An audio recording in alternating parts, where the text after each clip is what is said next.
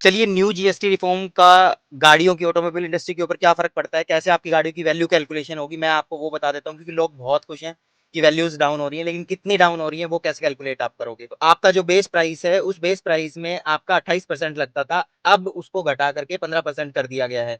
अगर आपका luxury item है, तो उसको 28% को बढ़ा के 40% कर दिया गया है। बट ये सारी वैल्यूज़ जो है एप्लीकेबल होंगी आपका जो एक्स शोरूम प्राइस है, उसके ऊपर। आपकी जो इंश्योरेंस वैल्यू है, आपका जो रोड टैक्स है, वो सारी चीज़ें इससे अपार्ट हैं।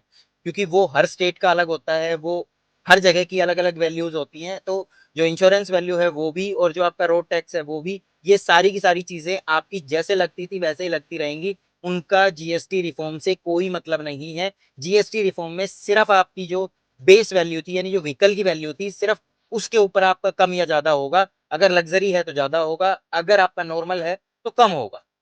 तो आप कंफ्यूज ना हो कि आपकी गाड़ी अगर ऑन रोड 10 लाख की पड़ रही थी तो उसका 10% आपका कम हो जाएगा। नहीं, ऐसा नहीं होगा। आपका सिर्फ बेस वैल्यू का, अगर मान लो वो 7 लाख की थी, ऑन रोड आते-आते आपको 3 लाख एक्स्ट्रा लग रहे थे, तो अब 7 लाख का जो 13% है या 10% है, वो कम होगा।